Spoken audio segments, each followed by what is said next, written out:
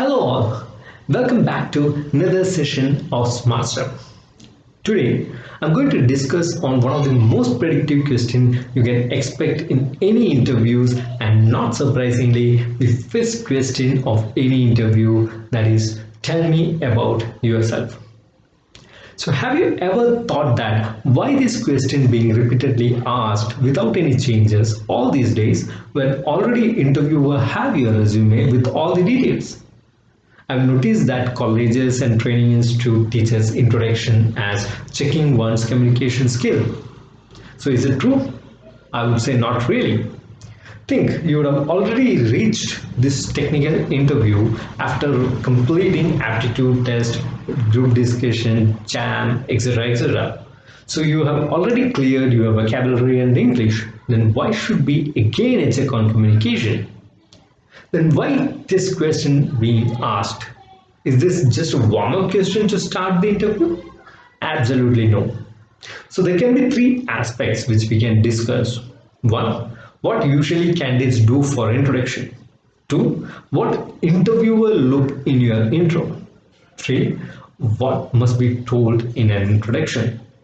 Now let us take these questions step by step. First one, what usually candidates do for intro.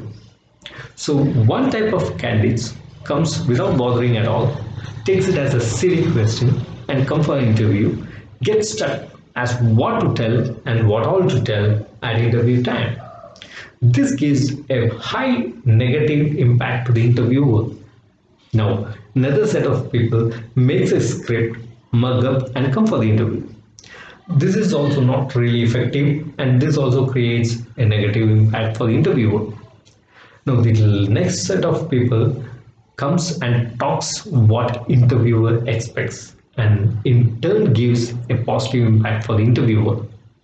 Now let us see what interviewer look at in your introduction. One, your presentation skill. Two, the content of your intro. Three, priority of your introduction. Four, communication skill. Now, the last session of the question, what to tell in introduction. Now, one, introduction should not be long, should be short and crispy. Two, content should be relevant for the interviewer. Three, should prioritize the content in a correct way. Four, should present in a pleasing manner. Now, let us talk about content. Best content will be something which is not in their resume but relevant for the interviewer. When we say relevant, it should be creative, quantitative, and should impose your capability. Now, if you are not able to speak anything out of your resume, you can speak about the content in CV itself. Then the things which is relevant for the interviewer will be your education, your skill set, your project, and not your native place, not your parents' details either. So to conclude, I would say introduction does not reflect your capability. But if you have to convince an interviewer who has 30 to 40 minutes to check on your skill, best is to start with a positive note.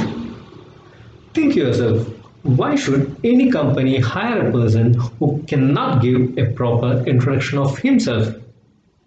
I would rather say an impressive intro might not fetch you a job, but an improper intro can make you lose out a job. Thank you very much. Catch you all in the next session of Smart Step. Thank you.